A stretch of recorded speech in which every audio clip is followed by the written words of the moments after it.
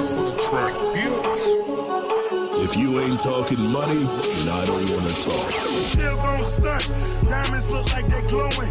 50 stacks all singles, I make it look like it's snowing. Treat them like jack boys, catch them slipping and slam. Treat them like jack boys, catch them slipping and slam. Then they still gon' stunt, diamonds look like they glowing. 50 stacks all singles, I make it look like it's snowing. Treat them like jack boys, catch them slipping and slam. Treat them like jack boys, catch them slipping and slam.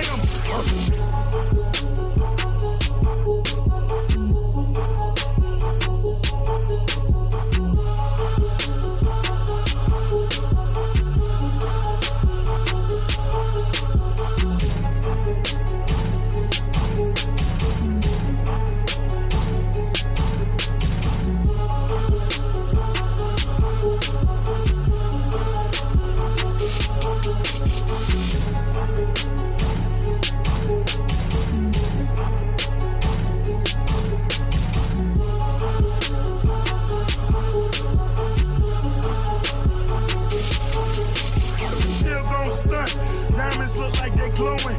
50 stacks all singles, I make it look like it's snowing. Treat them like jack boys, catch them slipping and slam. Treat them like jack boys, catch them slipping and slam. Then they still gon' stunt. Diamonds look like they glowing. 50 stacks all singles, I make it look like it's snowing. Treat them like jack boys, catch them slipping and slam. Treat them like jack boys, catch them slipping and slam.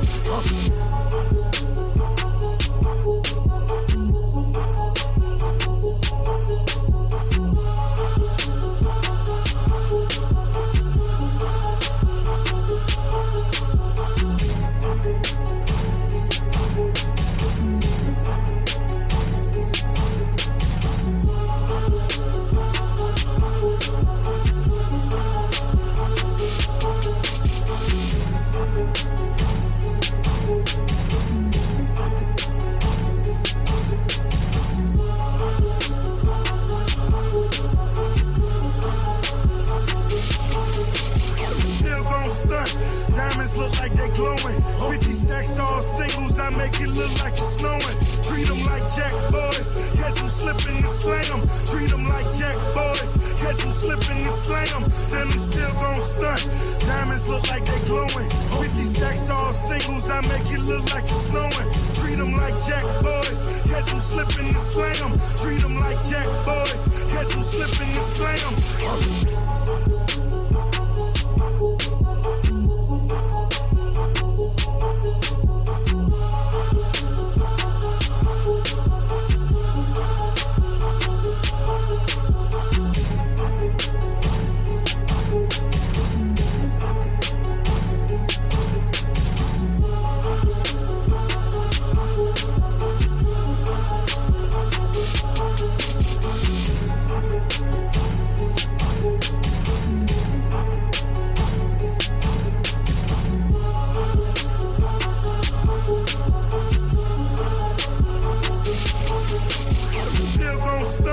Diamonds look like they glowing. 50 stacks all singles, I make it look like it's snowing. Treat them like jack boys, catch them slipping and slam. Treat them like jack boys, catch them slipping and slam. Then they still gon' stunt.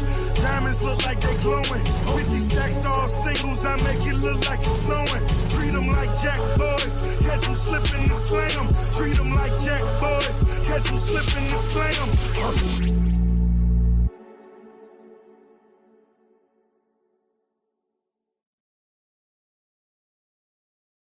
We-On-Loc on the track, bitch.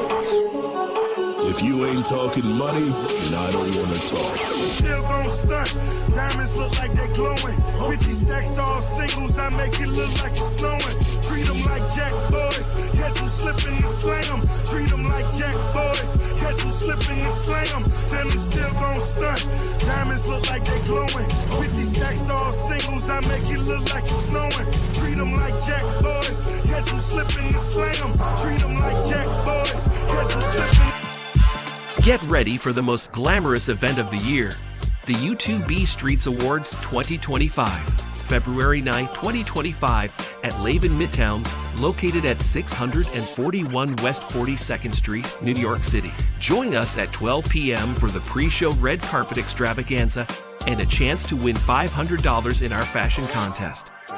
From 2 p.m. to 4 p.m., enjoy the Gold Tier experience with speakeasy confessionals, press interviews, and premium cocktails. At 4 p.m., the Platinum Tier includes performances, a comedic host, an awards ceremony, dinner, and gift bags. From 8 p.m., the Diamond Tier features a VIP after party with a DJ, aerial dance, fire performances, and gift bags. 24 YouTube categories, and many nominees. Can't attend in person?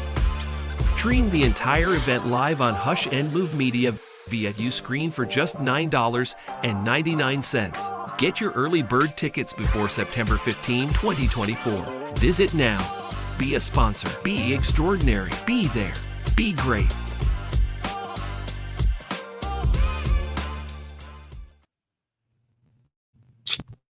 Welcome, goddamn, welcome to another live edition of the We-On-Loc Nation channel.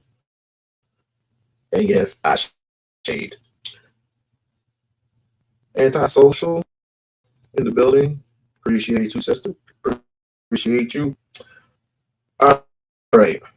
But before we get into this disrespect from Negro in DL, I'm used hugely.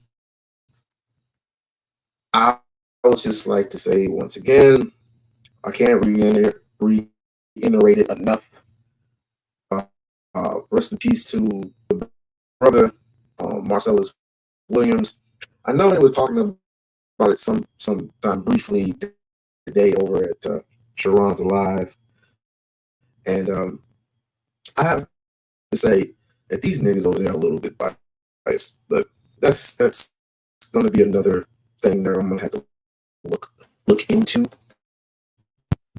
when it comes to the stream, because they're not about base solutions. They're all up in their little white feelings because they love white folks so much, especially Sharon. But I would say this: after looking it over, it's like the only thing you can do at this point in time, because in those 7 states, those 27 southern states who are using the death penalty a little bit too much,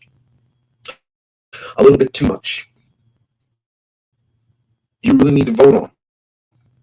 You really need to vote, and it's a lot of slow singing and flower bringing when the illegal injection is in your tube. So it's like the only thing you can do is vote.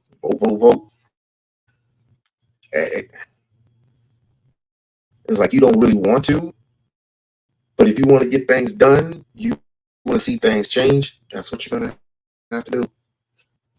So like I'll say this once again, I'll say this one more time. Brother Williams was executed last night, around 9 p.m., 6 a.m., I think it's Western time. What up, Vaughn? What is going on, my brother? They even say what he had for lunch, his last meal. I think it was like fish sticks and tater tots or whatever the hell. But I'm like, if you're gonna execute the brother, have him go out the right way and give him some mignon, some steak. Like, come on, yeah. This Supreme Court system ain't shit. Supreme Court system ain't shit. Your courts ain't shit. You know what? You know something that you're completely screwed when the Supreme Court justice tears you down twice.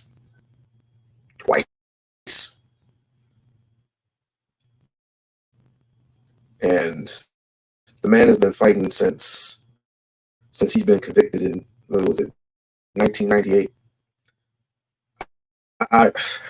It's my condolences to his family.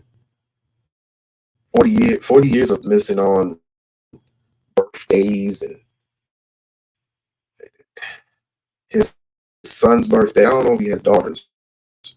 He's missing on his son's birthday. I'm doing a video on this too.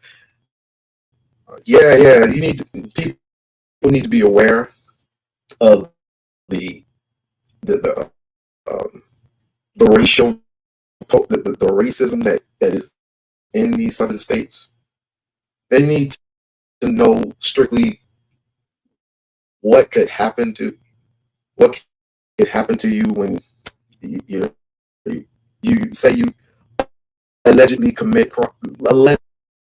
crime to the point where I can't even speak, to the point where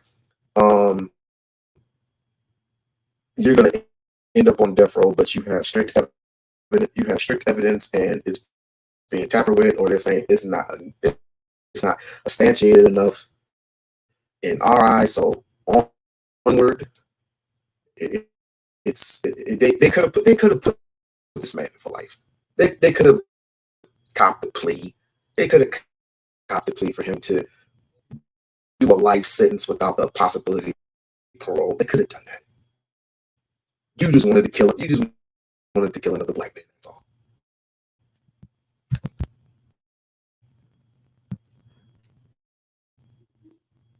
Oh, you talking about Janet? Oh, we'll get to Janet in a little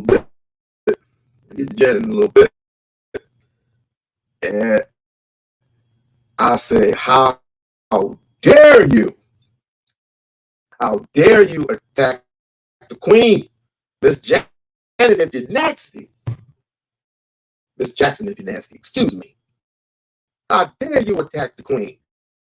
And speaking of attacking queens, it's like everybody's giving her an out and everybody wants her to apologize. I was like, I'm not gonna have her apologize for her truths. If she believes that the woman is not black, then why is it a problem? They always want to put certain celebrities on a pedestal, right? But as soon as they start asking questions especially around this time, who you vote for, what are your political views, what do you think about this, what do you think about that? They did the same thing in the college cabinet.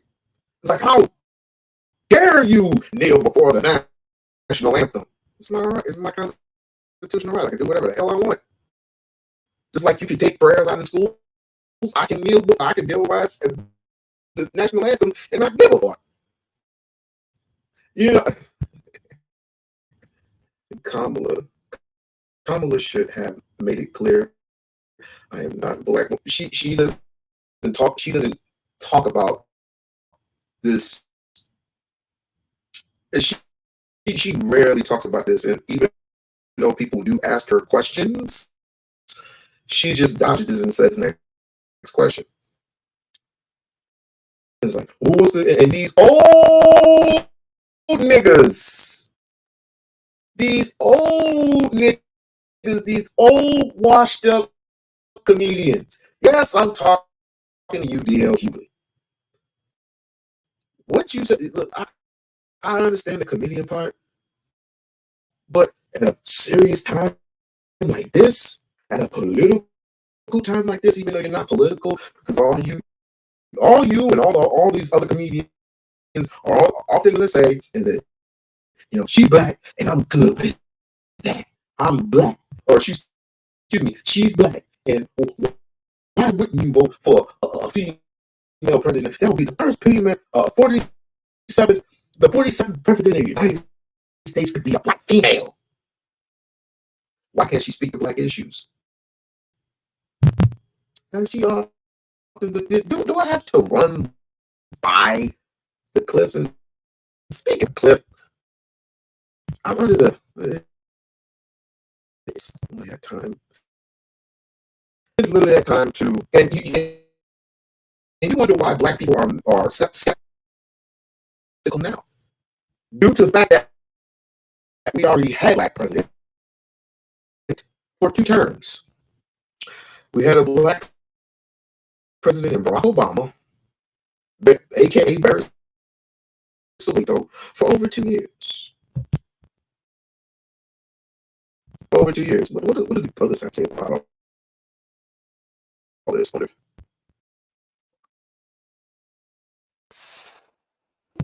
Forgive me, my computer has been freezing. I've been trying to fix it ever since. My computer is on freeze mode. So let me see if this works. Like, share, subscribe to the channel. Like, share, subscribe to the channel. Sis, I was going to DM you last night about something that I wanted to go through with you and discuss with you.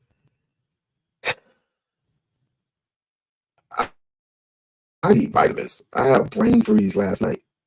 Maybe it's because I was doing some classwork last night, but let's go to the video. I'll hit you up later. More about protecting the black image or push. All right, so listen up. Stay focused.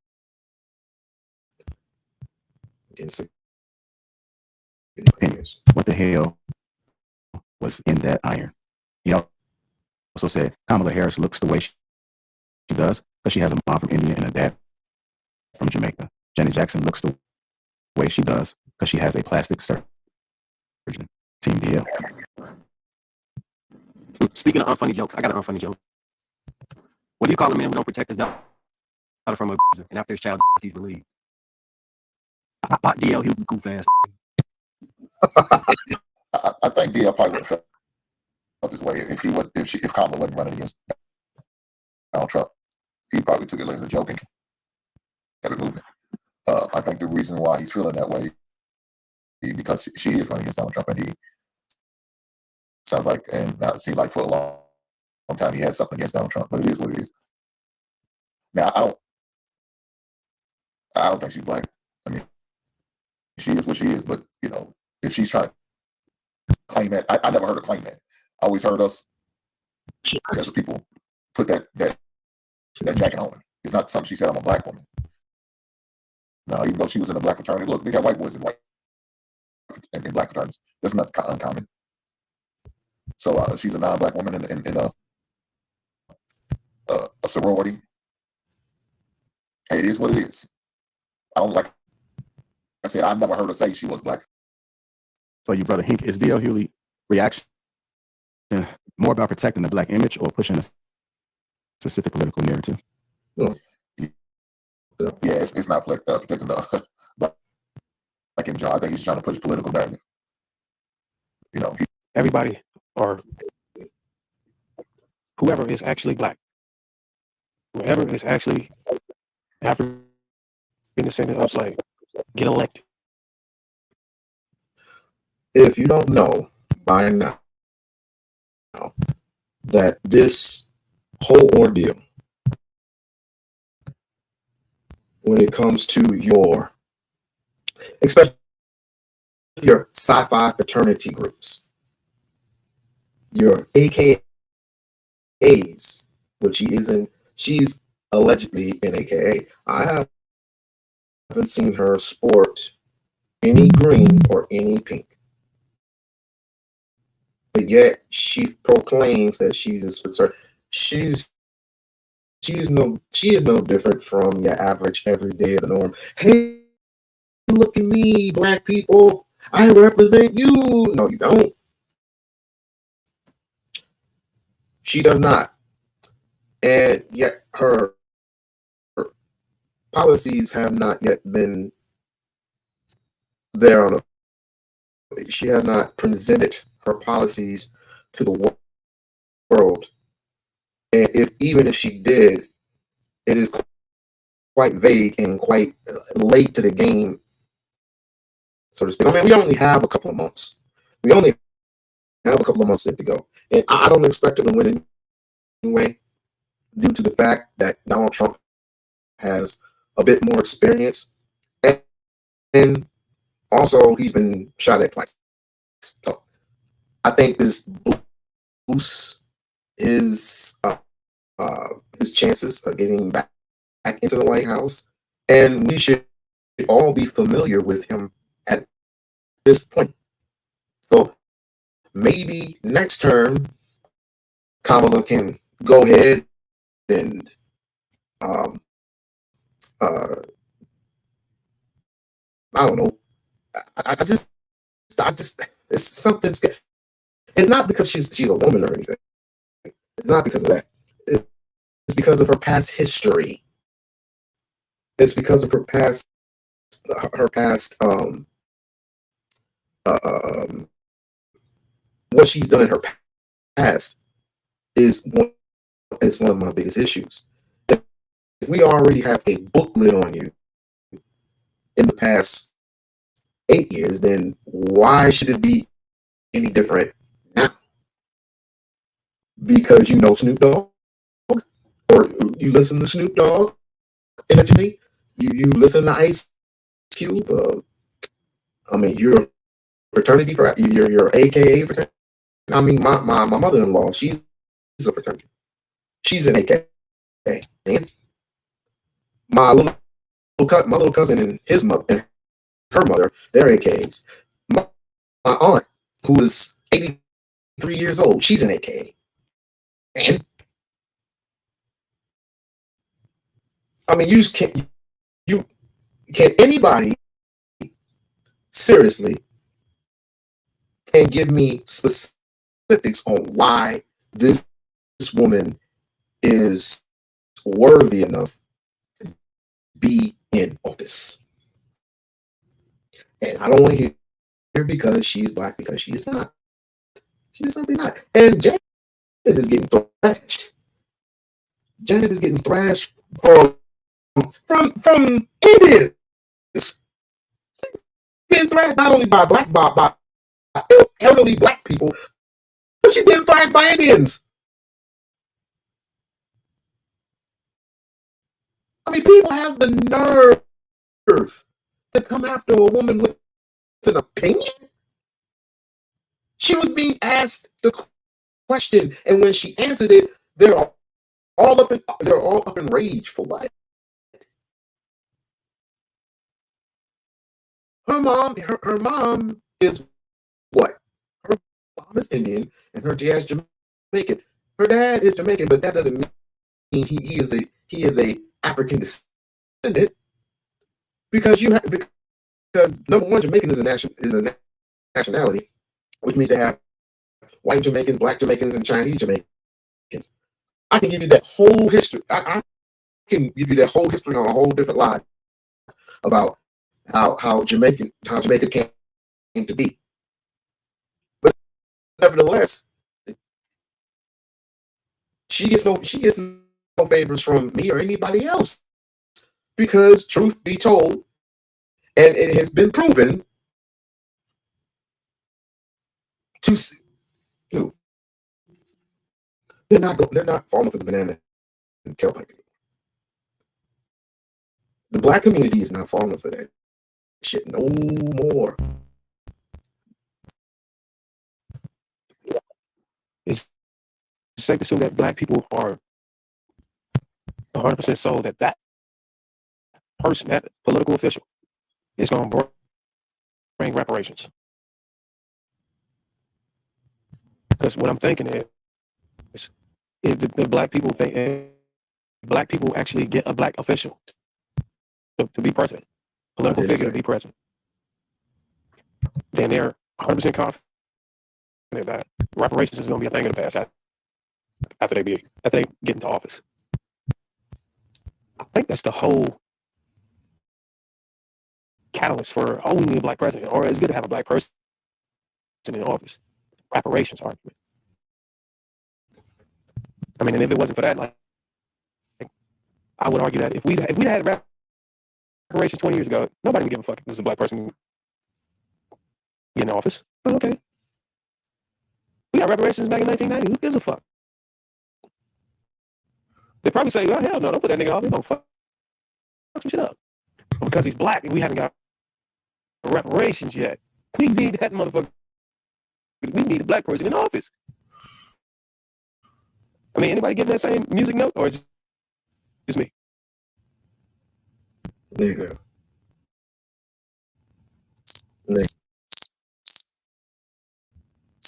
I got an answer for you, dog. I'm not trying to over talk too much. Go ahead, Mike. The thing is because so the narrative that's being spun is these people came from slavery and injustices of America into full equal treatment of the law, and look, they've excelled to the highest level of political appointment and being the president of the United States. So America is not racist, and it paints a narrative. The only problem with that is the people that endured all those things are not actually at the levels of political office that people claim the moniker of the people who have endured that are. So it paints a false dichotomy between the past transgressions of America and its repentance by election of black American officials, which are technically not black American officials. So what it does is allow someone who does not have that actual specific history to attach themselves to it and ride on the coattails of racial justice. So it's like stealing valor in military terms. So what are we wrong to assume that if, let's say that, for example, it do happen, Mark, let's say we do get a black AOS political figure to be president, and that mother, excuse my language, I'm not trying to trigger nobody, that mother get in office and we don't get reparations, wouldn't you be flabbergasted? Wouldn't you be utterly disappointed? You mean to tell me we had an AOS in there for 4 years and we still ain't get it? What Bruiser is failing to realize that it doesn't matter who you put in office. If you are not organized, if you're not gathered together with different minds, and we're not on the same page of doing what's right by the people, for our people, and asking questions, asking the right questions, asking the hard questions of a Kamala Harris, of a Donald Trump. Will you give us reparations, yes or no? It's not about who you put in office, it's who you're questioning. I'm not just gonna buy this. I'm not gonna buy your product unless you tell me something more deep in the detail of the product that I'm buying in your store, in your facility. If you can't tell me anything about your product, then why am I buying it? Right? And I'm buying it you should just buy it just because. No, we tried that before. You should just vote for her just because she's black. No, she's not black. No, she is not gonna get my vote just strictly because she has policies that I haven't even heard of yet. Not gonna happen, Kevin. I already know the fool that we're gonna end up putting in office anyway. But I didn't put him there because I'm not voting for him. I'm not voting for either one of these jokers. It's been 93 years, and yet, let me ask this question first before I move on. 93 years of voting Democrat, and you still haven't gotten the message yet? You still have not gotten the surreal shit that 4 years, if you add it up, that's what I just said. If you add all this shit up of not getting anything, not being politically sound, not being economically sound out of the people? You haven't gotten it through your thick skull yet? That we are still we still own 1.5% of the wealth in this country, and it hasn't gone through your thick skull yet? That's crazy to me. That's crazy. Y'all are questioning that motherfucking blackness. Y'all are pulling this black card. We had a nigga in office, man. Nigga still ain't get it. Be honest, white.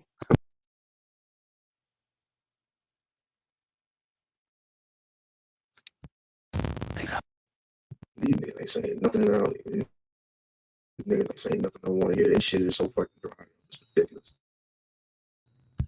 All right, I got a better one. Now, I love these debates. I love these debates with Dr. Ifa. I'm just not looking at this. Let's see what it's Black. You said I don't give me black. You. Right. Wait a minute. Wait. So I got to write in and say, so you leave if we don't let you talk over us? I want to know. And I'll give you this, and then I'll give you the question. Barack Obama, he was our first African American president. He lifted America out of the global financial crisis we had in 2027, 2028, one of the worst.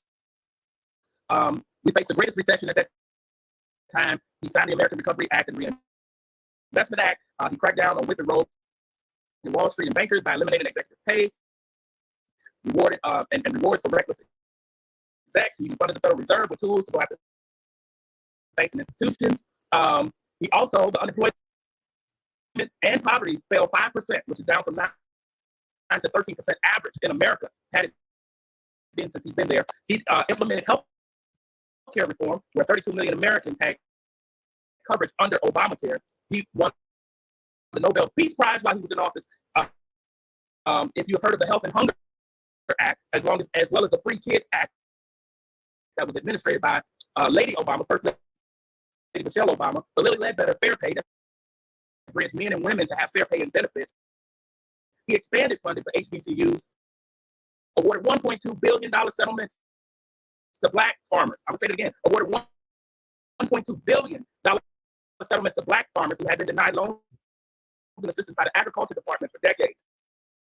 He signed what we know as our culture bill, which is actually the Fair Sentencing Act, that narrowed the disparity of punished African Americans who had unfair jail sentences as to white counterparts. He also created the Civil Rights Division of the Justice Department that he touted Eric Holder to lead. I want to know why you continue to push the narrative of Barack Obama has done nothing for Black people. Like desperate. Because he did nothing for Black people. Everything you just named was stuff he did for white people. And the money you claim he gave the farmers, they did not get it. They're just now getting around to getting their money after fighting with Joe Biden. What is good for white folks doesn't necessarily matter to Black folks. You have to target us specifically. The five-headed monster in Black America is miseducation, mass incarceration, policing, gentrification, and access to wealth. Obama didn't target not one of those things. Not one of them. Okay, I just named all those things he targeted. No, you did not. I want to. No, you did not. No, you did not. No, you did not. You gave me a whole bunch of useless white shit that ain't got nothing to do with Black people. No, you didn't, Negro. That had everything to do with Black consciousness. You better come harder than that. It had everything to do with Black people. This is what Democrats do. This is what old Spice motherfuckers. I can't talk because I wear Old Spice. But this is what Old Spice motherfuckers end up doing. They end up going the Democratic. This is what Democrats did for supposedly Black people. No, you didn't. You did it for everybody else but Black people. And Black people came to you with a crumb of complaints. It would steadily be ignored. But it's kind of funny how Donald Trump already has the platinum plan in place for Black people and reads it out loud to everybody. Reads it out loud. It's like, you have a choice. You need to go with this plan. Ain't the same platinum plan that Ice Cube had before? Ain't it the same plan? Sounds familiar. What do you do for us? What do you do for us? I just took out civil rights and gave them to the rainbow. He took out civil rights that our ancestors died for and gave it to the rainbow community. That's what he did. Every time he opened up his mouth, he talking about, what about blacks? He did nothing for black people. Okay, half the black men in the major cities, Detroit, Chicago, Philadelphia, Los Angeles, they were unemployed. 50% were unemployed before Barack Obama became president, and 50% of the black men in most major cities are still unemployed 16 years after Barack Obama. That's not Don't true. talk to me about no 5%. That's not true. It's very true. That's it's not very true. Get the Urban League. Get the Urban League report on Black America. Dr. Umar. Get the Urban League report on Black America. Oh, I don't get nothing for black people. I hear your passion, and it's great. And you talked about emotion on the last show and not being emotional. So let me, you gave me all white stuff. Boy, some of these celebrities, some of these old washed celebrities are going to put us in a pickle once again. I believe it is time for the youth to rise and uplift themselves and say no more to these old niggas. That's what I believe. I mean, I hate to say it, but some of us need to step back. Some of us do need to step back, because you're coming up with some shit that had nothing to do with us financially, economically. You didn't name anything. You didn't name anything of the sort that puts us on the map to being competitive, to being that competitive source for other black people to come in after college, after grad school, and wanted to be employed in those areas. What have you done? Systematically. That's what the brother is saying. We don't want to know about that other dump. It has nothing to do with us whatsoever. Give me some black stuff. Let me ask you. And the HBCUs did not get that much money. Stop lying.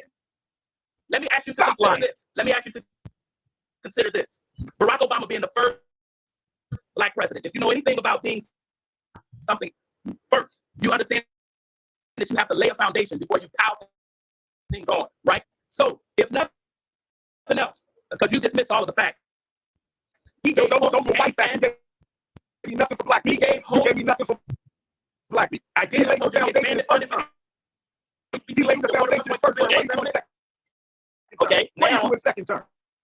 What do you do in second term? I tell you what he did in second term. You know what he did in second term? He wrote a letter to all 50 state departments of education a couple months before the end of the second term as president, telling them that if they didn't let boys go into the girls' bathroom, and if they didn't let girls go into the boys' bathroom, they would lose their federal funding. Why in the hell would a black man use our kids in public school like that?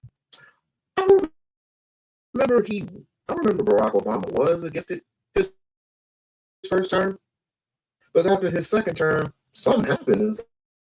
Like he had a different tune to his base, and he told African ambassadors, if you don't let the transgender in, you're going to lose all your funding with America. Well, the ambassador should have said, never mind. What the ambassadors should have did was give Barack Obama the middle finger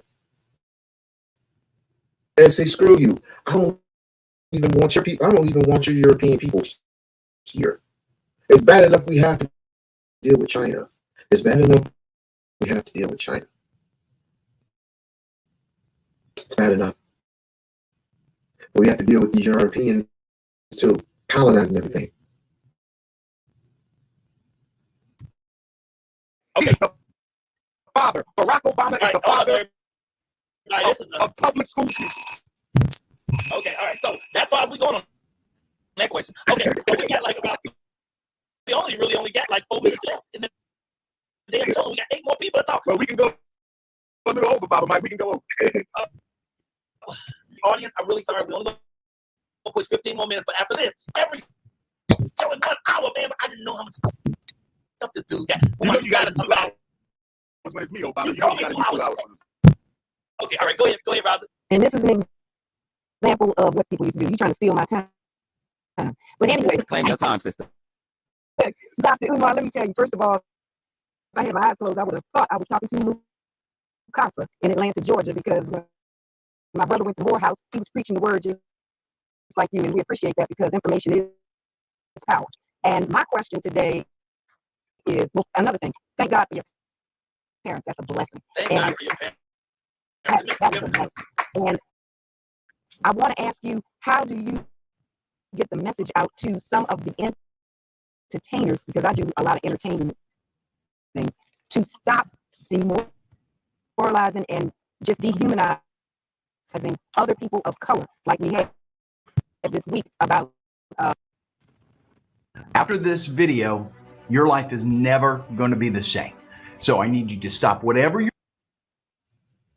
Our first vice president of the United States, and it makes me choke up because what she said made no sense, because I don't understand why anybody who all people with respect call us queens would sit up and say, well, I heard she wasn't black.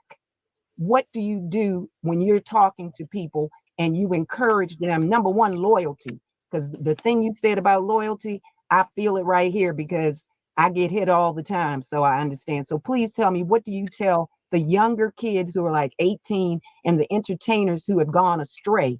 What do you tell them about voicing things like that that are so negative, and they put it out, and because they have a lot of followers, the followers then believe it? Well, I have to be honest with you there, Queen Mother. I've done my own research on Miss Kamala Harris, and I am not a fan. I'm just going to be honest. And for me, we have to be clear about something. The reason so many are focused on her racial ancestry is because she has offered Black people nothing else except her racial ancestry as a reason to vote for her. She's basically using the Barack Obama strategy of 16 years ago. That worked for Barack Obama, but it's not going to work for Kamala Harris because it's not the people who voted for Barack Obama who she has to sell that vote to. She has to sell it to the children of the people who voted for Barack Obama. And so simply saying vote for me because I'm Black, that's no longer enough. And I agree with that. It wasn't enough for me when Barack Obama ran. I didn't agree with it. And I knew Black America was going to be worse off after Obama than they were before Obama. And the same thing is going to carry with Kamala Harris. You know, in my research, it appears that she may have a Black grandparent. It looks like the father's mother may have been Black, but someone showed me a much clearer picture of her paternal grandmother, and she appears to be a dark-skinned East Indian. So I am not convinced that Kamala Harris is of African ancestry, not directly. Jamaican is a nationality. Jamaica is not a race. You have white Jamaicans, you have Chinese Jamaicans, you have East Indian Jamaicans. So I need to see proof that she's Black. But I'm going to be honest with you. Even if she is a quadroon is someone with one Black grandparent. An octoroon is someone with one Black great-grandparent. Even if she is a quadroon or an octoroon, she's not getting Dr. Umar's vote until she speaks to the issues that are relevant to Black people. We learned from Barack Obama what happens when you vote for people just because they Black. I hate when he does that. Like, you ain't gonna get that shit from me. I hate when he does that. Dr. Khalil Muhammad would have done the exact same shit. So Kamala Harris needs to speak to us about what she's going to do for us. Not Israel, not immigrants, not women, but us. And she has yet to do that. Okay. Wait, Michael, this is very important. This is very important. The other part of this question is, then if you have two candidates that are running, how do you instruct or advise people? Because you want the best of the two. And to me, she is the best of the two, period. And I respect that opinion. But to me, there is no such thing as a lesser of the two evils. Whether you wear a red suit or a blue suit. And whether you vote for the blue wing or the red wing, there are two wings on the same corrupt chicken wing. I'm not voting for either one of them. You will either address the issues of Black people or you do not get my vote. We have to stop feeling like we are obligated to vote for people who do not represent our interests. Haven't we been saying that for a while now? So why is this such a shock now? We've been saying that for the past 4 or 5 years now. So why is this a shock now? Because old niggas feel that you should just shut up and just vote democratically. I ain't going for that shit no more, man. I'm telling you. I am telling you. It's used to participate in the thinking of my people. And I respect your opinion, but wait, Michael, I want everybody who's listening to this show, please vote. Like he said, you can go red, you can go blue, but please. Or you can vote for yourself. Vote for Ida B. Wells. Vote for Sojourner Truth. Vote for Madam C.J. Walker. Vote for Kwame Nkrumah. Vote for Huey P. Newton. Vote for Medgar Evers. Don't you vote for no slave master or no slave masters. Now he's being facetious. Mate. He does that all the time, but people are cringing. That Dr. Umar. What he's saying is you can vote locally. That's what you can do. You can vote for your local local officials. That's what you can do. You don't have to vote nationally. No, you can hold that vote for as long as you want. If you're not getting customer service, if you're not getting great customer service, why would you go back to the same restaurant that you're getting bad customer service from? Simple and plain. If you're getting bad customer service, you're getting bad product, why the hell would you want to keep continuously going back to the same place who's giving you sucky ass customer service? Why? Gatekeeper. Vote for Kamala Harris. With that said, oh yeah, I'm definitely voting for Kamala. And here's the thing: I don't have to argue with people. AKA, we all take our position, and you take yours, I take mine. I don't make yours wrong, and mine being right don't make yours wrong. I just have my own opinion on. People say you what do you expect? Wait, King, respect, King. 1 second. Voting for what? What's she gonna give you? What has she said? I understand, bro. I understand what your feelings are, and what we do here is we respect everyone's opinion. Yes, sir. Yes, sir. And so that's how y'all feel. I understand that, and people have even said that to me. Which is, you gonna vote for it just cause she Black? Yes. In fact, let me. I respect Michael Corey. He's a comedian. He's an old nigga. Well, let me not call him that. He's good, but he's not wise. He's good, but he's not wise. Around this time, he is not wise. He's not wise. I do respect him. He is an awesome comedian. I grew up listening to him. But around this time, people get stumped and don't see the political side to it. They just see it. Well, this woman or this man has particular color. Her skin is just as dark as mine, or is it just light as my aunt's? What are her policies, sir? Can you address the policy? And so far on these live streams, when these comedians and these actors go on their platforms and they don't address the policies, why do I want to waste my time voting for a woman whose history is locking up black people? Same thing with Donald Trump. Trump has been rich. His daddy has been rich for significant for decades, right? But his track record is he has issues with black and brown people, big issues, very big issues. But he loves rap. He loves rappers. He loves the entertainment life. Anybody who is rich, he can familiarize himself with.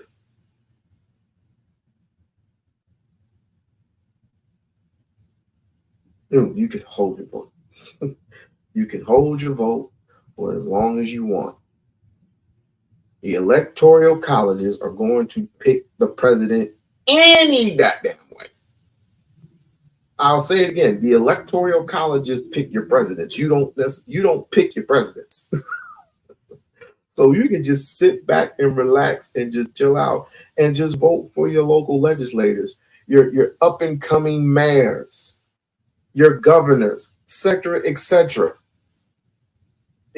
Your school officials. You can vote for any of these people because, number one, you see them face to face. You can see them face to face. You can have a conversation with them. You can call them on the phone and you can express what you want. I've done it. I've actually done it. I don't know why I'm so passionate about this.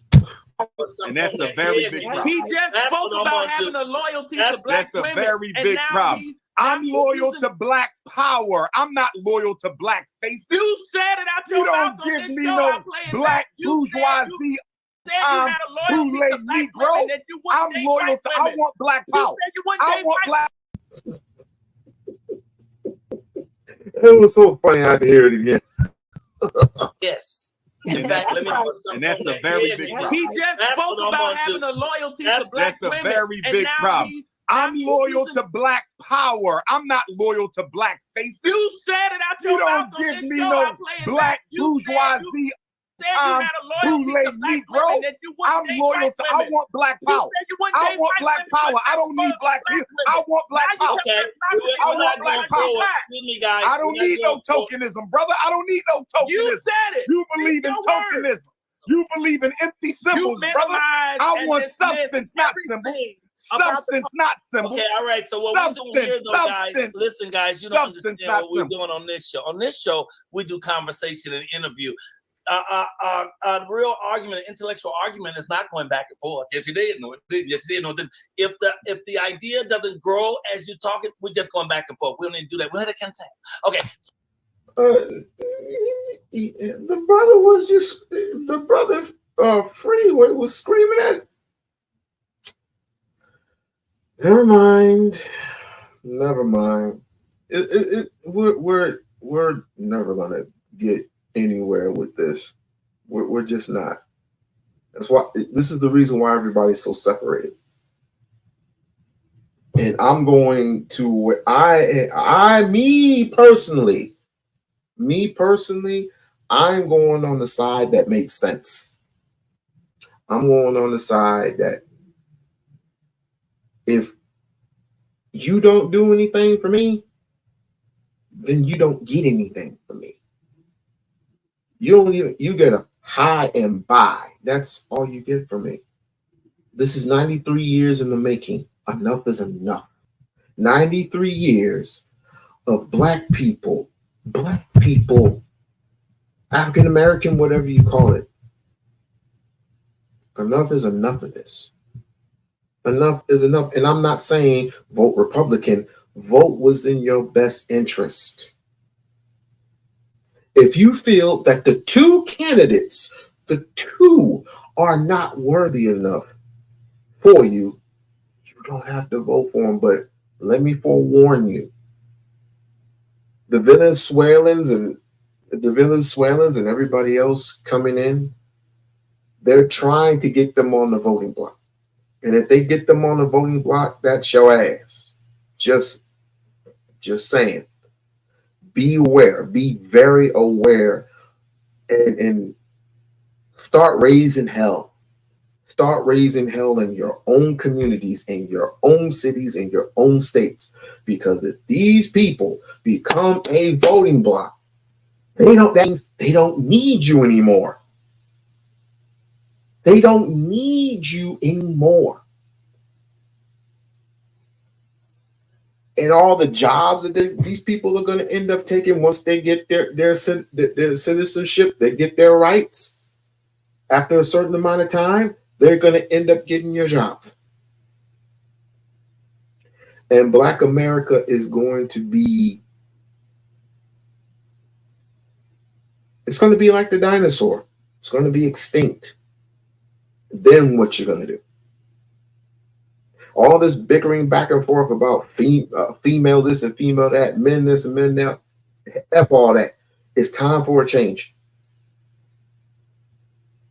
It is time for a change. So everyone has their opinion, and you're welcome to. And I'm giving mine as well. I voted for Obama. Coffee is black, and I'm gonna vote for this woman. That's right. I'm over this. Vote for man because of the color of his skin. Whatever happened to the content of his character? Wait a second. So, hey, this ain't personal, bro. But if I suddenly pull you down, it ain't personal. But I gotta finish my statement. Okay. So for me, yes, hell yeah. In fact, my guy I didn't get a chance to put on number one, Sabir Bay, comes to me with that.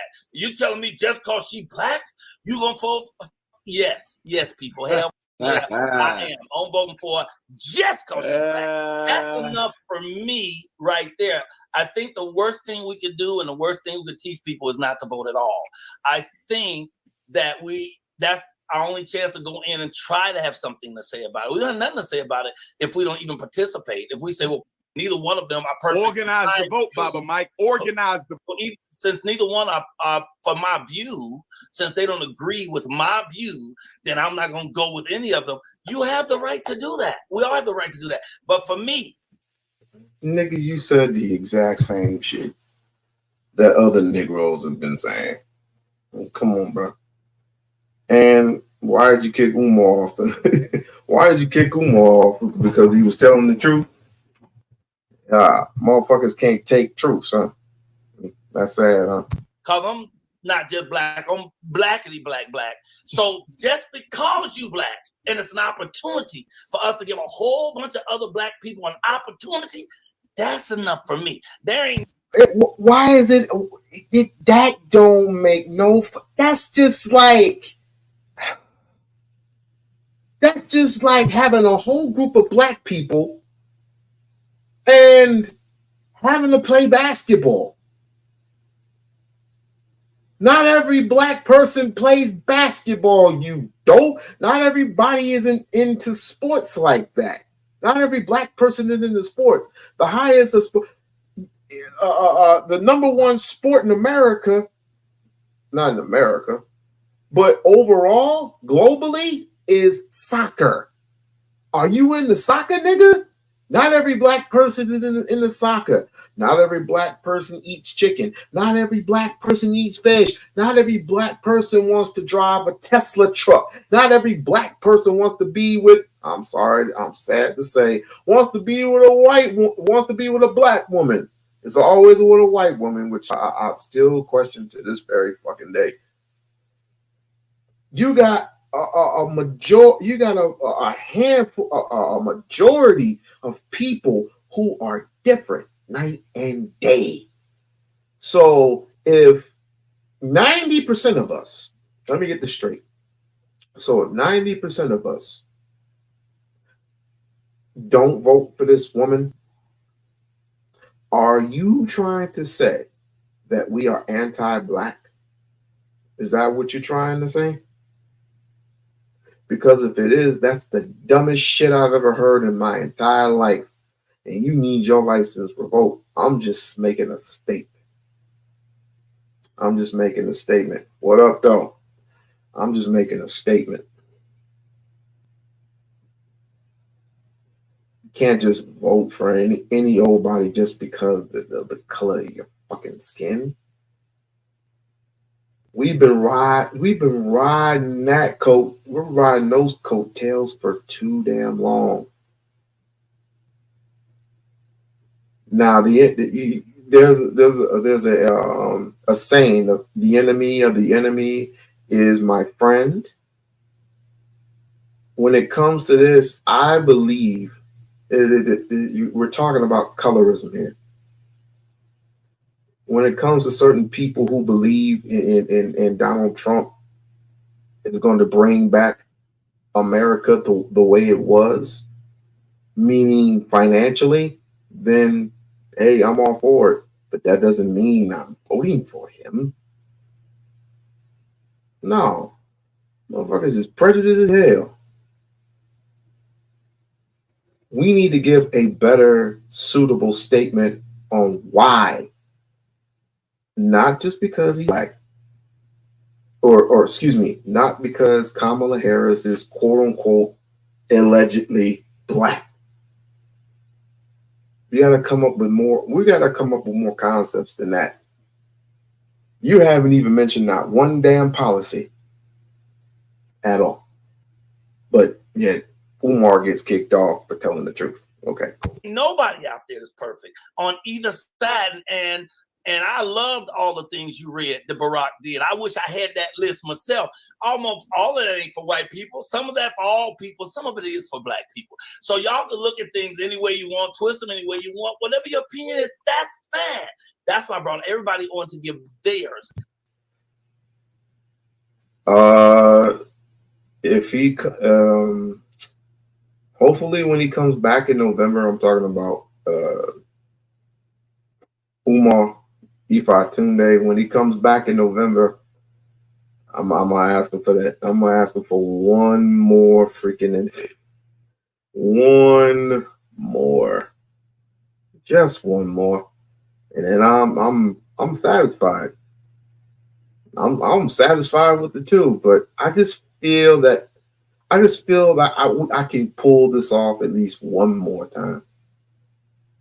I feel like I could pull this off at least one more time. But one of the questions I would ask him is, what is this? Why are we so? What is the syndrome? Why are we so predicated on voting on people just because they have, and the one excuse, the one answer, the one caveat to all this nonsense is the reason why we're voting for a Kamala Harris is because of the color of her skin. Whatever happened to the content of their character? Whatever happened to their policies? Whatever happened to their good works?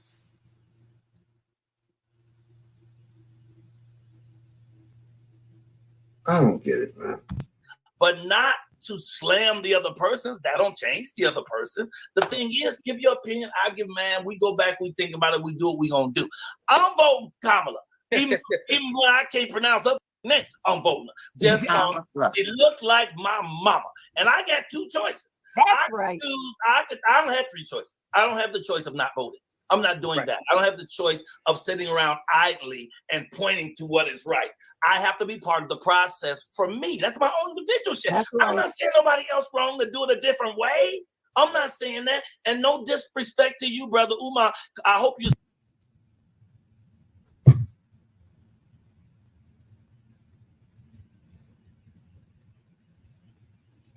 And you wonder why the young folks of this generation has issues now.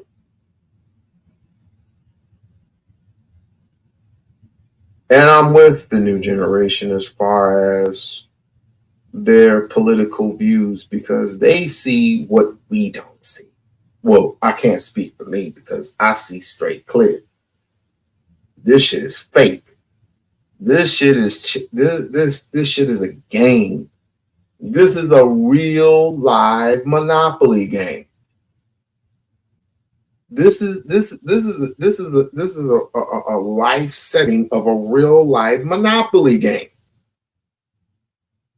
And we've been bankrupt.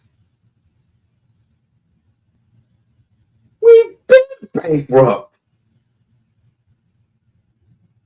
We just want property. We just because we're voting a president that just looks like us, we're gonna get properties. We're gonna get this. We're gonna get that. We're gonna get this. We're gonna get that. How are you gonna get something without any money, without any capital? How? How are you gonna get something without any power?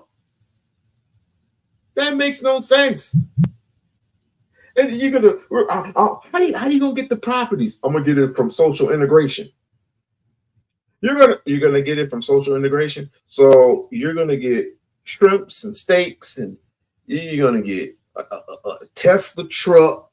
You're gonna get all these. You're gonna get a dog. You're gonna put it all on your tab, right? And it's like, how are you gonna pay for this? I'm gonna pay for it by social immigration. You a damn fool. We need tangibles.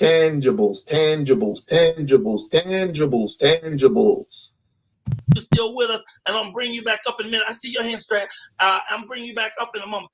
But only reason I took you down is because you talk over me to get your point in, and I ain't doing that. I just want to get my point. I want you to say your point. I want everybody to get their point, and Tommy still gonna get a question in to you, Umar. So don't you go nowhere. Okay, he showed us who he was before he got there. Y'all brought him in. He shitted all of us for 4 years, and half the country is voting to bring him back.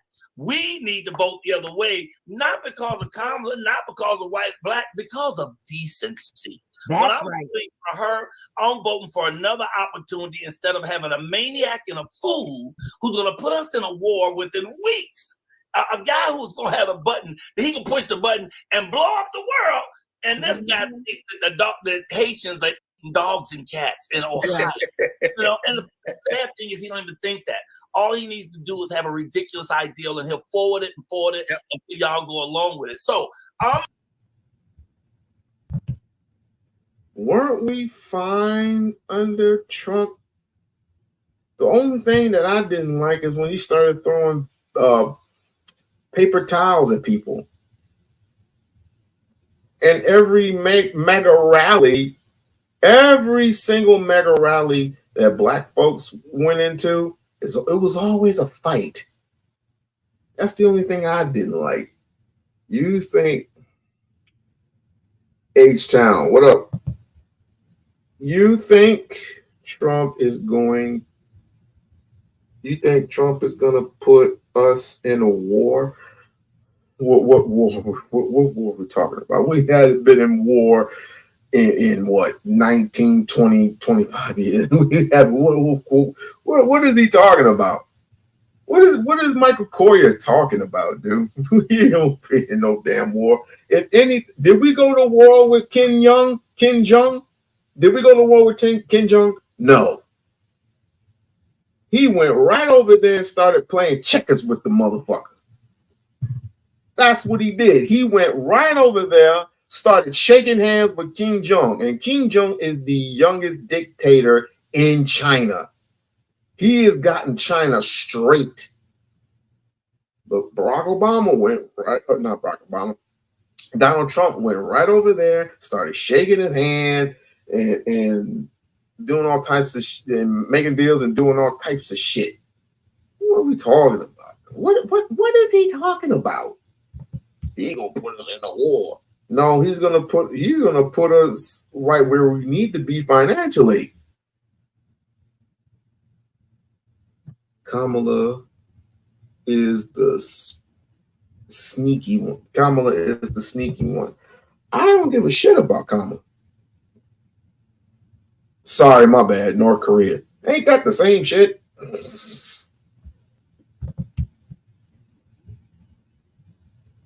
Thank you for correcting the brother, though. Why the fuck does that even matter? I'm talking to Koya. Why the hell does that even matter at this point? Has he put us in war?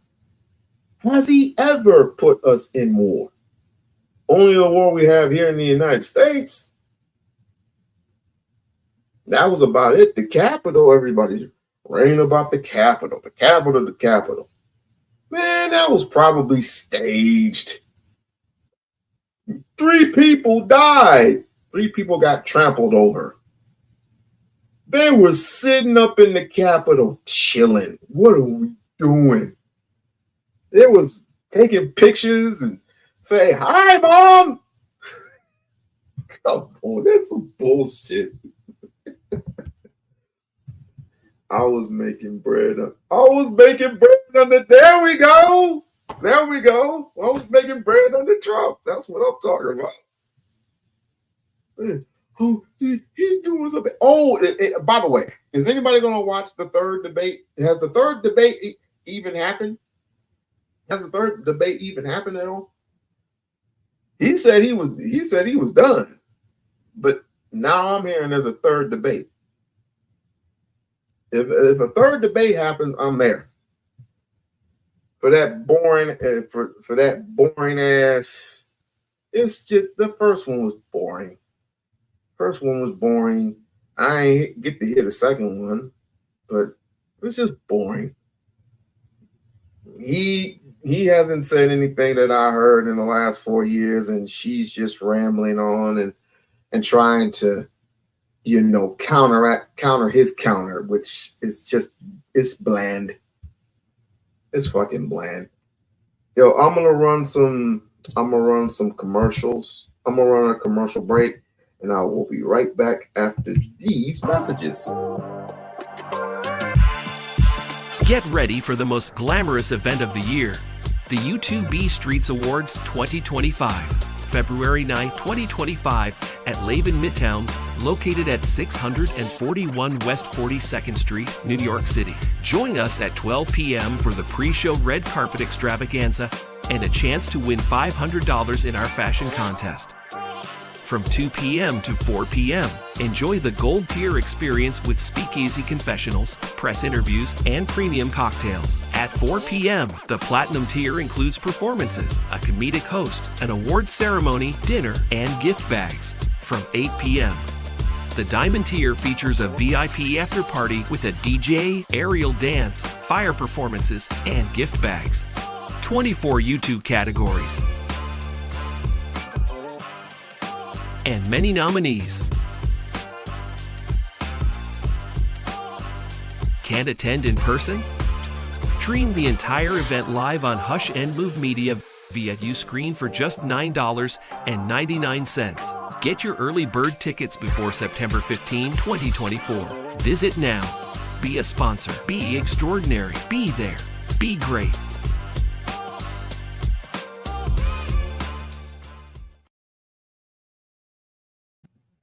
They got my girl Janet. This next segment, they got my girl Janet Jackson. Michael's gone. Is it Marlon or Tito who is gone now? Marlon or Tito, whoever the two, gone. It's like she's dealing with. She's one of the best entertainers in her time. Tito just passed. Okay, Tito passed. Damn. What happened to Shimon? And shouts out to Michael Blackston, by the way. Michael Blackston doing the big, representing Michael Jackson, doing these little mini concerts to raise money for some type of awareness or something, or he's putting money in his pockets. But she has to deal with a lot. She just buried her brother, man. And all of a sudden, these Indians, including that idiot up there, that little washed up comedian, D.L. Hughley, gonna have a nerve to attack this woman. And for what? Telling her truth.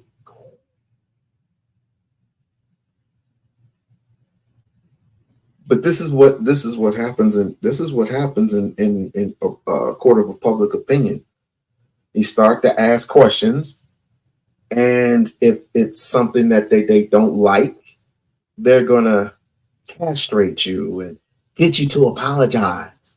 She don't have to apologize to shit. Let's run the clip. Claims Vice President Kamala Harris is not black. In an interview with The Guardian, a reporter brought up the U.S. election, saying to Janet that Kamala Harris could be the first black female president of the United States, to which Ms. Jackson replied, "She's not black, that's what I heard, that she's Indian." Continuing, "Her father's white, that's what I was told. I mean, I haven't watched the news in a few days. I was told that they discovered her father was white." She didn't let the reporter know where she heard this false information, but did say about the election, "Either way it goes, it's going to be mayhem." After that interview, a man named Mo El Masri issued an apology on her behalf, saying her comments on the vice president were based on misinformation. Janet's rep stepped in and told People Mag that El Masri is not Janet's manager, nor is he affiliated with her camp. The rep says Randy Jackson is Janet's manager. El Masri spoke to Variety saying, "I no longer work for her. I was fired by Janet and Randy after attempts to improve her image in front of public opinion and her fans. And this is something I do not deserve." But sources. So basically, she was being asked the question, right? And gave her opinion. Well, actually gave a fact. And they're mad at that? The whole world is mad, preferably women of her stature, because but people say, "Oh, no. She was just fed some false information. We should just give Janet some slack. Janet this. If I was Janet, I'd say, fuck all yous.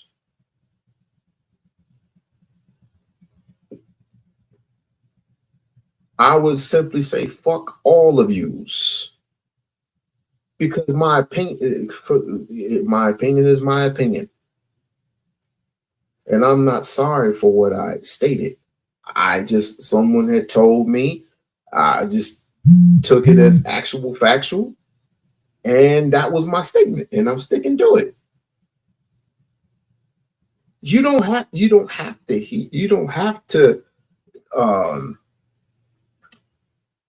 take it as everyone takes this thing as religious as they want to take it. They just take it ad nauseum because you spent over $1 million supporting Kamala Harris. She doesn't have to support her, but they're forcing this woman. They're forcing Janet, aka Penny. You better leave my baby alone. You better leave my baby alone, or I'm going off. But no, they're forcing her to campaign for this woman. And Janet said, "No, I ain't going. I'm not doing that." So, dude, leave well enough alone. Leave well enough alone. I feel so sorry. I feel so sorry for baby girl. She already lost 2 brothers. Lost her father. I mean, leave the child alone. Is her mom still alive? Does anybody know that her mom is still alive? Does anybody know that her mom is still alive? Does anybody know? That's devastating to a person. Instead of just saying, "Oh, that's just her opinion," you're gonna thrash her just because she had an opinion. Wow. What does Professor Black Truth have to say though? All right. One second.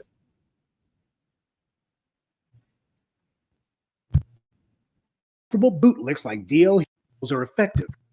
A lot of people, most people in fact, don't think for themselves. So most people are easily influenced by someone who comes along and shows that they have convictions and that they believe something very strongly.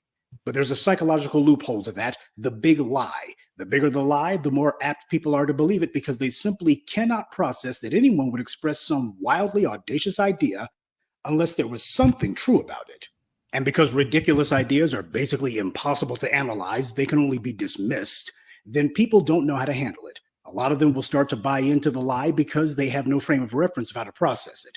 This is why shills are effective with the gullible and the weak-minded or the easily led. And it's even worse when you have an established source of general information, or rather disinformation, like the white media. They provide a pre-existing basis for all the lies that the shills later come along to peddle. Established power has always had a huge Achilles heel, that they have to stay away from the people so that they cannot be easily confronted on their lies and deceit. As a result, the people easily recognize that these misleaders have nothing in common with them, and they reject them because of that, no matter what kind of feeble rhetoric they use to say otherwise. So since those in power have to keep the people that they're oppressing at arm's length, they're actually more reliant on a means to communicate with the people, but they need a messenger who's credible, someone who's not seen as part of established power, but who speaks on their behalf anyway and presents themselves to the people as if they're one of us. This is where the shills come in. And in fact, in the digital age, they can employ entire troll farms, whole armies of virtual shills, all saying the exact same line of crap.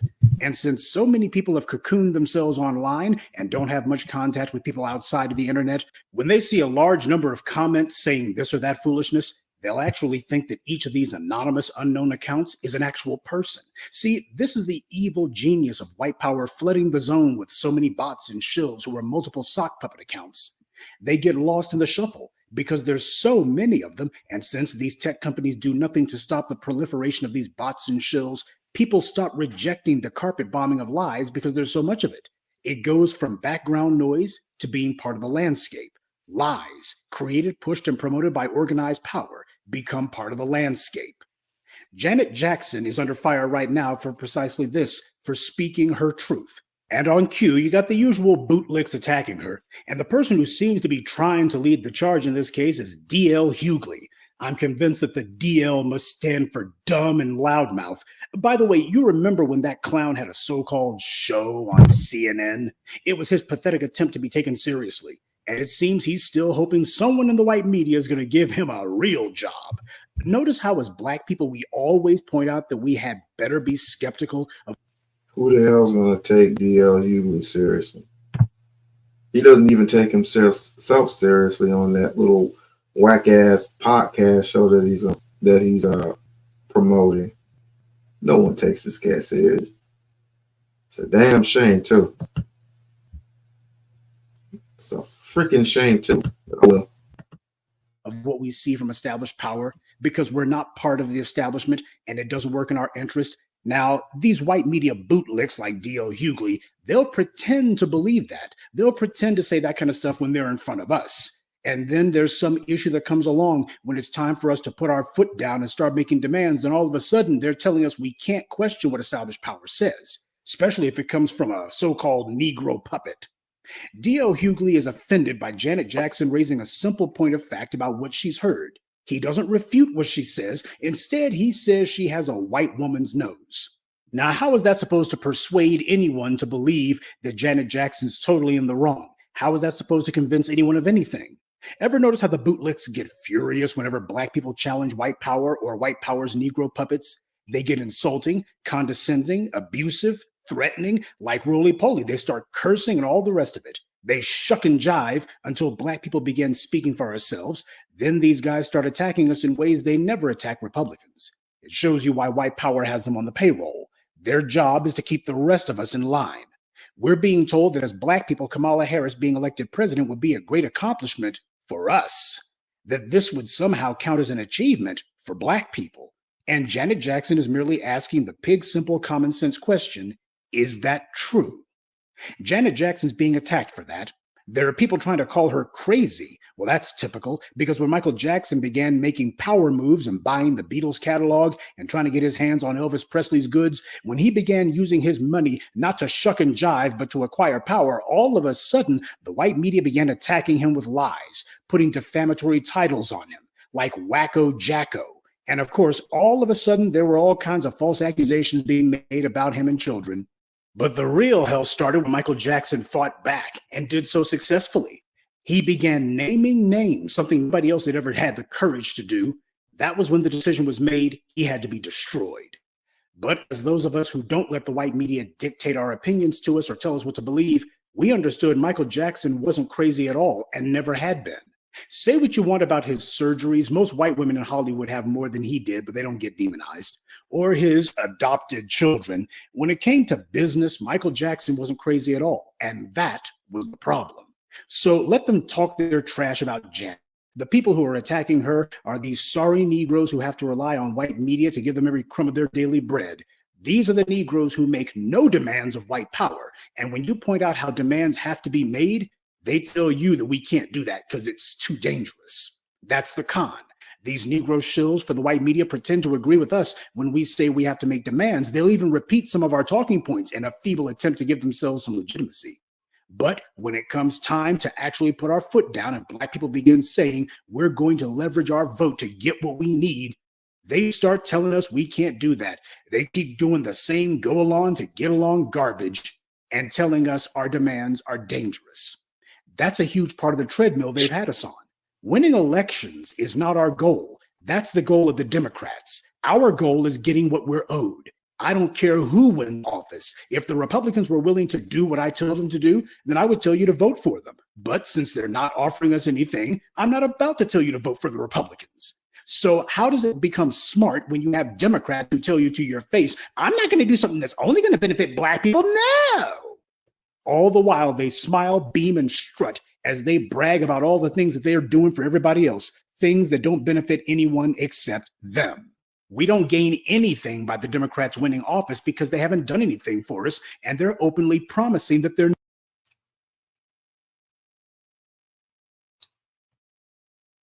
That's more than enough that I can say, for the simple fact that we're basically on the same page. What I don't know what's wrong with everybody else. If I can get Adolphs to be on the exact same page as FBA when it comes to economics, to be economically sound, to be financially sound. In other words, give us our freaking check. If I can get those individuals, those tribes, because they are tribes, if I can get those tribes to agree on that thing alone, what's wrong with everybody else? Just saying. They're not going to do anything for us. So why is anybody dreading the Democrats losing? Oh, it's because the Republicans are going to do things against us. Ain't that what D.L. Hughley and the others do? They say that the Republicans, they're going to do things to us. Haven't you know, they doing things to us. All right, I'm having to repeat the same sermon that I preached 5 years ago. In order for that fear-mongering to make any sense, you would have to show me what the Republicans are going to do that the Democrats haven't been doing all along. D.L. Hughley and the rest of these shills say that if Trump retakes office, he's going to encourage the police to kill black people, and a Trump DOJ won't do anything about it. Well, I don't know how to break this to you, but the number of police murders has actually gone up under Biden and Harris. Did you know that? Police killings have risen every year of the Biden administration. And at the pace police are killing people, 2024 will be the highest year yet. So for those of you who are saying that Trump is the friend of killer cops, that is true. But not as good a friend as Biden's been to them and his Vice President Kamala Harris, who, by the way, has not said even boo about all of these police killings that have gone up year after year on her watch. You say that Donald Trump's going to hurt black people economically. Have you seen the condition we're in under Biden? And we haven't even gotten to mass migration. We're being economically strangled, drowned in illegal and racially hostile elements from abroad, and murdered by... One question. Actually, two. One question. The death of Sonia Massey, wasn't that on Biden's watch? The death on Sade Robinson, wasn't that on Biden's watch? The murder of we'll even include the brother who just got executed. That's on his watch, right? Biden's watch, right? And of course, Kamala Harris's watch, right? Just thought I asked. By the police in the streets. And this is under Kamala Harris, not Trump.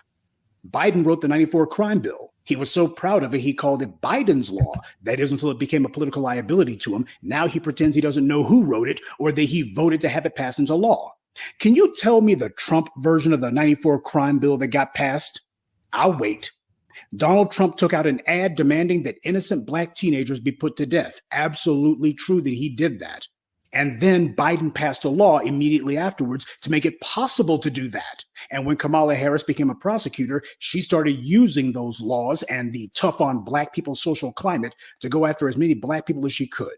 We got the same cacophony of fear talk that we had 5 years ago with these fools telling you, you can't afford to let the Democrats lose because if you do, why, haven't you seen what Trump said? They want you to be angry and scared of Trump's words. But why is it that they're not telling you about Biden's actions? Trump's New York Times ad was racist as hell and a million other things. But the one thing that ad wasn't was legislation. Trump's little racist temper tantrum in the New York Times was not a law, but the 94 crime bill was. Donald Trump has never apologized for that racist ad that he took out, just like Joe Biden's never apologized for the 94 crime bill either. And Kamala Harris has never apologized for weaponizing every prosecutorial office she's ever held to go after black people. It seems all of them are on the exact same page when it comes to black folks. That is, if you actually look at what they do, if you actually believe your lying eyes and your lying ears and stop listening to the paid liars like these bootlicks. And when it comes to cash reparations or anti-black crime bill, I would like for you to tell me the difference between Trump and Kamala Harris on any of those things. All of them are on the exact same page. They're not even going to discuss it. It seems to me the similarities between Trump and Kamala Harris far outweigh any alleged differences. And yet we have these comfortable bootlicks like D.L. Hughley who tell us that there is some difference. They just can't tell us what it is. All they can do is point to Trump's words. But D.L. Hughley's not bothered by Kamala's actions. Apparently, he's completely oblivious to how she cackled and laughed like a witch when talking about prosecuting black mothers for truancy. And now that heifer boldly tells us she's not going to do anything for us.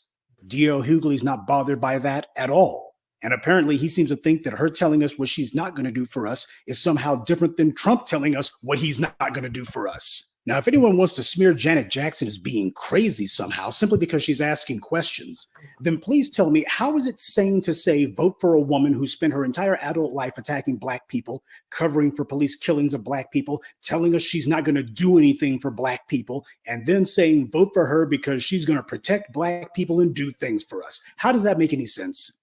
Janet Jackson is in the real world. D.L. Hughley is in his dream world. Sadly, though, he's not alone. We have people who try to scare us with the prospect of some terrible fate that's just around the corner, when the reality is there's nothing the orange man's going to do to us that both parties haven't been doing all along. Now, the Republicans have made it very clear that they don't want black votes. The Democrats, on the other hand, cannot win office without those black votes. So doesn't it make sense, if you're trying to be logical, to decide to put pressure on the Democrats and let them know if you want to have office, you have to do what we, the base of the party, say? That's common sense. And yet you got so many black people who will bend over backwards and twist themselves into knots, just pretzel themselves with all of these lies, telling themselves, no, we can't do it. It's too dangerous. All this stuff going to happen, it's too dangerous. When the truth of the matter is, everything that they claim to be so scared of that's going to happen has been happening all along. But this is how desensitized black. And it's going to continue to happen. Not to interrupt him cooking, but it's going to continue to happen unless we organize. Let's continue. People have become to their own suffering. And if you decided that you're not going to pay attention to your suffering, how are you going to get the suffering to stop? Some years ago, YouTube had something called the ad apocalypse, which meant that a lot of people found their AdSense money drying up because advertisers were trying to streamline their operations under the guise of not putting money onto any offensive content. Well, the shills began to suffer a similar phenomenon after Obama left office. The Negro whisperers got shown the door. As for the white right, there were some Negroes who got some quick cash from cheerleading for Trump, but the white right never wanted them around, so they got sidelined and many of them shown the door. Whatever happened to Diamond and Silk? Whatever happened to Omarosa? I'll let you guess on that one. Did he just say Diamond and Silk? Well, either one of them passed away. I heard one of them passed away, and Omarosa is Omarosa. So, The Apprentice Omarosa, yeah. I don't know none of these trick bags, but I don't know. I have a soft spot in my heart for Diamond and Silk. It reminds me of my auntie, you know. Sometimes it's you know, shut your asses up, and yet you say it with a smile on your face. Yeah, you know, I don't mean to be rude, but you know, shut your asses up. No, I wouldn't do that to them. Candace Owens is the latest tool to get the treatment. Make no mistake, if her white conservative handlers had offered her more money, Candace Owens would have taken back every word that she had said.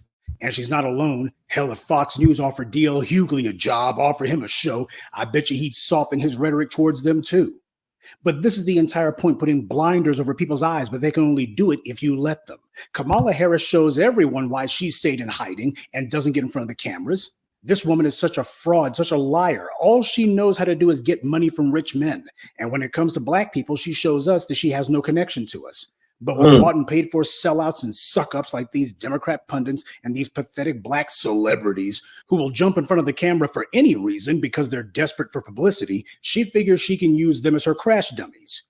But black people are watching this time. That's the difference between this election and the past ones. We're getting closer and closer to that critical mass of black people who are actually paying attention from one election cycle to the next. We're not allowing stuff to just fall down the memory hole anymore.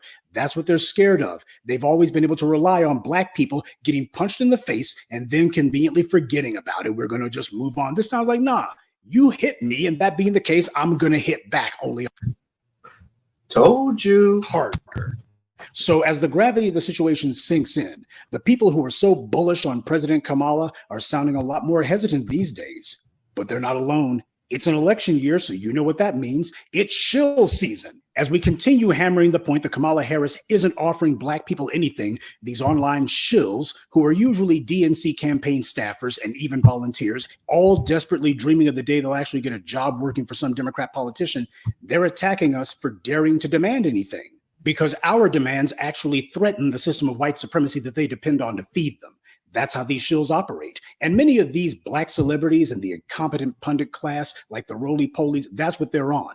Constantly screaming about these Democrats, they need to do better messaging. They need to do better messaging. Yes, they've had these bootlicks and these shills like roly-poly and D.L. Hughley out here cheerleading for them. That's the problem.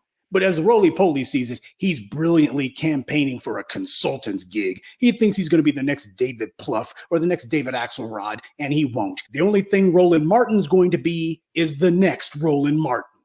They never tell these other groups, stop demanding things. You're going to lose us the election. You know, if it makes sense to tell black people and lecture black people about how we're threatening the Democrats' chances of winning the election, why is it that they never decide they're going to lecture everybody else like that? It would be just as valid, wouldn't it? Nah, they only begin and end their denunciations and their finger wagging with us. So when you have those Muslim voters saying, you know what, you're allowing the Israelis to wipe out the Palestinians, and because of that, we're not voting for you, you didn't see none of these fools jumping out a window and saying, oh, you're going to lose them the election. What the hell's wrong with y'all? Y'all just dumb as hell. They didn't do that to them. They didn't say anything. Every other constituency out there, when they make demands, those demands are respected and allowed. Everyone except us. We make a demand, we have to be shouted down, told it's not feasible, shamed for daring to actually want anything. And these shills are usually the ones leading the charge. They do it in the hopes that they can prove to their DNC paymasters that they're worthy of getting a job. That's the devil's bargain that these shills made with white power. The only way they can get anything is if they make sure black people get nothing at all. But keep in mind, since these shills use sock puppet accounts, we don't even know that these shills are black because many of them aren't. Many of them are white or Asian or something other than black, and they try to convince us that they're one of us. These shills are Democrat operatives. Notice that they have accounts that have started recently and that they don't make it a point to do any sort of camera or audio work. In fact, most of them, they don't have any content whatsoever. Now, I myself have never gone on camera in over 15 years. You want to know why? One, I'm not interested in being Instagram famous. And secondly, when I observe people like Matt Drudge and others who don't go on camera but have a big impact in their ideological spheres, that speaks to me. You got a lot of fools out here, as far as they're concerned, they want to go ahead and try to get themselves some sort of following. And then as soon as they've got you following them, they immediately lead you to whatever Democrat, Republican, or corporate masters that they're hoping to get some money from. That's all they're doing, trying to build a base for themselves so that they can sell you to whatever interested white power party that they're hoping to get some crumbs from. Now, when it comes to the black media, we tell you all the time, don't get back of me. I'm not trying to get you to follow me. That's why I don't refer to you as my followers. And the reason why is I want you to follow the leader, and the leader is the code, not me. That's the reason why, even though I have never endorsed Donald Trump, you got these idiots who try to come in the comment section and say, you a Republican, you must want to vote for the GOP. Even when I see people in the comment section who say, you know what, to hell with Kamala, I'm voting for Donald Trump. I'm like, why would you vote for him either? He's not offering you anything. That being the case, it's a zero-sum game for us, the way that it is now. There's nobody who's offering us anything, so why are we offering anyone our vote? That's what it means to discipline your vote. After over a decade and a half in the trenches, I'm a known quantity to you, on camera or not. You have over 15 years of my work, an unbroken track record. You can see my positions on the issues from ancient Egypt to modern America, and you'll notice that not one of my positions has changed in over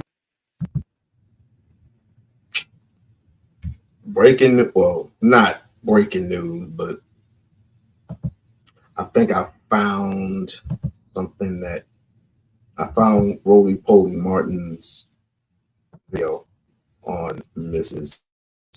Janet Jackson. Let's play the clip. Janet Jackson. Okay, y'all.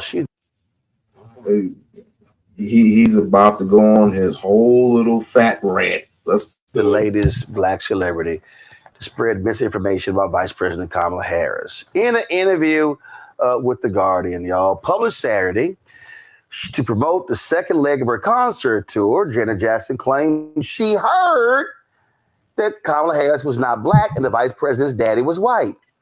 Here's what the reporter wrote. On For Us, it was about making a difference in a kid's life, a teenager's life, from them taking this path with drugs and going down the wrong street, trying to make something of themselves. On that record, she sang about joining voices in protest to social injustice and pushing toward a world rid of color lines. I wonder where she stands on the forthcoming election. After all, I say, America could be on the verge of voting in its first black female president, Kamala Harris. Well, you know what they supposedly said, she asked me. She's not black. That's what I heard, that she's Indian. She looks at me expectantly, perhaps assuming that I have Indian heritage. Well, she's both, I offer. Her father's white. That's what I was told. I mean, I haven't watched the news in a few days, she coughs. Yeah, I know. I mean, they try, but they are, when the Supreme Court like I said, when the Supreme Court justice denies you not once but twice, you're already done. You're done. Cook, stick a fork in you. It ain't no pleas, ain't it? But they tried to appeal it so many different times. It's just the inevitable. But the only thing you can do is, depending upon the city that you're in, the only thing you can do is veto execution. That's the only thing you can do, or go from more of them to less of them. I was told that they discovered her father was white. I'm floored at this point. It's well known that Harris's father is a Jamaican economist, a Stanford professor who split from her Indian mother when she was 5. Quote, my mother understood very well that she was raising 2 black daughters, Harris wrote in her book, The Truths We Hold. The people who are most vocal in questioning the facts of Harris's identity tend to be hardcore QAnon adjacent, Trump-loving conspiracy theorists. I don't think Jackson falls into that camp, but I do wonder what the algorithms are serving her. I start again. Harris has dual heritage, I say. And given this moment, does Jackson think America's ready for her if we agree she's black? Or, okay, a woman of color? I don't know, Jackson stage whispers. Honestly, I don't want to answer that because I really truthfully don't know. I think either way it goes, it's going to be mayhem. Now, a number of outlets. So they're trying to force her to answer questions that she's not saying that she's not capable, but she's not a what would you would call it? She's not a politician.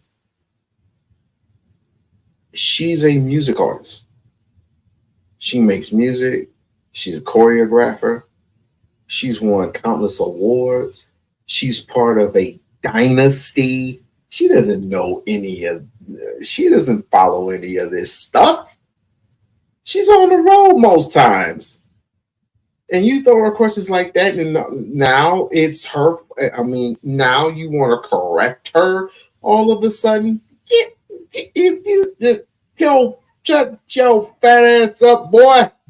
Was reported that Janet Jackson issued an apology for the comments based upon a statement from Mo El Masri, okay, who said he represented Jackson and is listed as the singer's manager on IMDb Pro. Well, a person close to Jackson who spoke anonymously later told the Post that El Masri does not represent the singer. El Masri also came out publicly and said that he was fired by Janet Jackson and Randy Jackson as a result of that statement. Now, Janet Jackson has not apologized for those comments. So let me say this here, y'all. And so this is the first time. And she shouldn't have to. Why should she have to apologize for something that was her truth? Aren't we supposed to tell the truth? So help us, Lord. But it's a problem when you tell the truth. Right? All's fair in love and war, right? It's cool when you tell the truth. But when somebody else tells the truth, you don't like it. I'm actually revealing this. So in 2019, we went on the Tom Joyner Morning Show cruise, the Fantastic Voyage cruise. And Janet Jackson performed. And so what we did was Tom would have all of the people who were on the show around a massive square table. And we were all basically record the show asking questions. So we interviewed Janet. So it was Tom, it was Sybil, it was Jay, it was Chris Paul, Huggy Lowdown, it was myself. It was like everybody who was on the show. It's going to be a different year this year. 2025 is not too far on. It's going to be a cold winter. I can just feel it. 2025 is going to be a cold winter. But I'm not panicking. As a matter of fact, I wouldn't be surprised if they burnt down certain places. If they just came out and they just started rioting and just burning down certain places, I would just sit back, relax, and started popping popcorn. The United States needs it. So everybody's asking different questions. So this is 2019. Vice President Kamala Harris is running. And I remember I asked the question, was Janet Jackson going to endorse, or was she, really focused on the election? And so she gave, I can't remember what the hell she said. I don't know what kind of non-answer she sort of gave, like, not really, whatever. I'm not quite remember. So check this out. So like 2 hours later, Tom comes up to me, pissed. He's like, because of your question, we can't really interview. I said, what are you talking about? Well, her people came in and they were like, nope, can't run the interview. And then Tom said, we offered to them, hey, we'll just edit out Rola's question and her answer. Nope, and not at all, can't run the whole interview at all. And it never ran. It never did. Now, if I was Tom, I'd run the damn interview now. I don't give a shit. But I'm sitting there going, how is it now 3 days later and you, Janet Jackson, still haven't issued an apology for that stupid ass comment you made?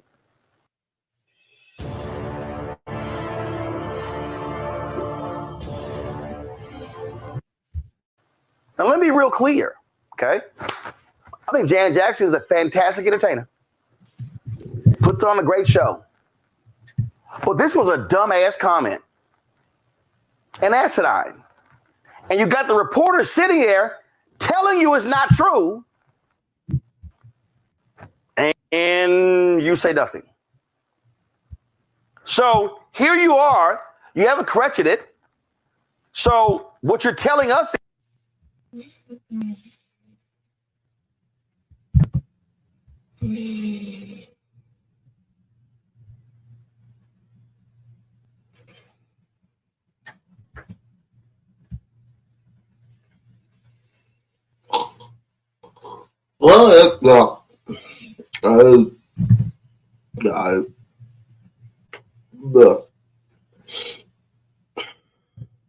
My bad, y'all. I'm allergic to bullshit.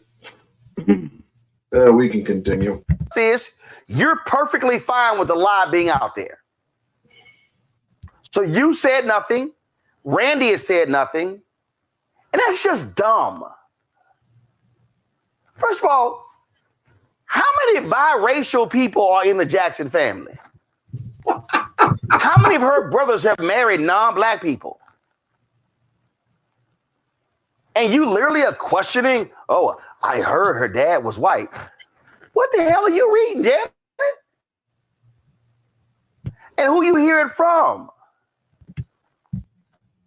As you stated, you fat fuck, Janet Jackson is an entertainer, not a politician. And stop forcing her to apologize for something that was clearly her truth. If she believes that it's so, that she's hearing this information, she's going to process like, I'm guessing this is true. If people are actually, if it's coming from the black community, you dumb fuck. If it's coming from the black community, then obviously it's true, because I and others have said it. And there are pictures throughout that prove the exact same sentiment, what we are saying.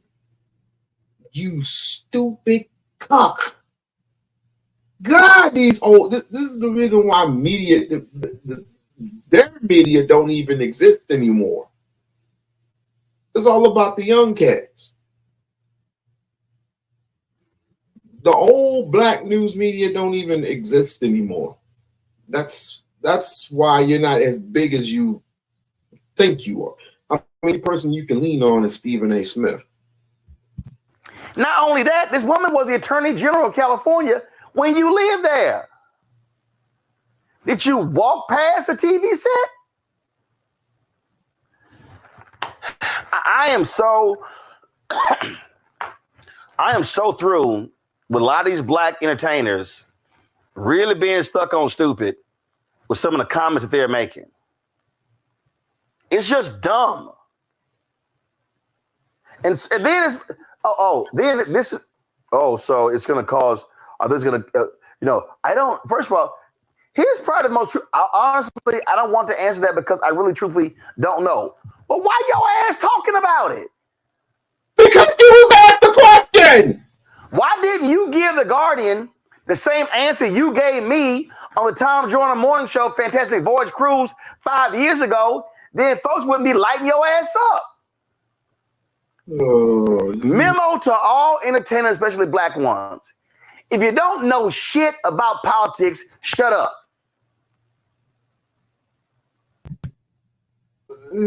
What?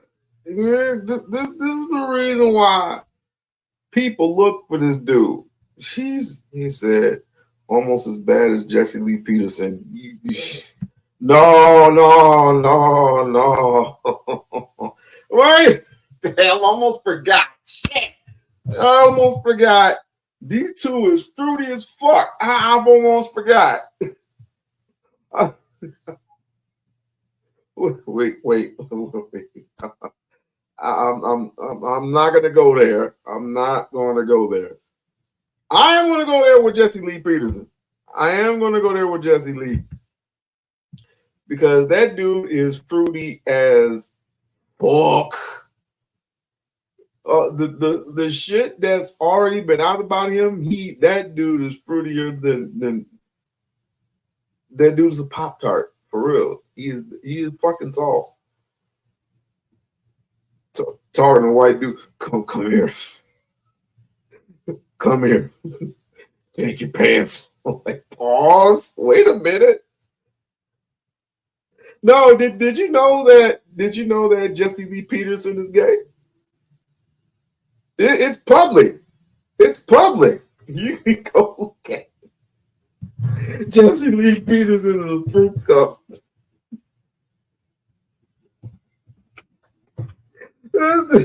I knew something was wrong how that dude acted, but after reading YouTubes and some reports, I now know that dude is fruitier than a fruit cup. But with Roland Martin, the only thing he did was accidentally play a porno. He's married. I ain't even gonna get, but he does act a little fruity though. I'm just saying, something's not right upstairs. He just got caught. He just got caught. That's all. I ain't tripping on that. A lot of people get caught doing, accidentally, playing something. He got super sensitive. Turn it off. He got super sensitive. Turn it off.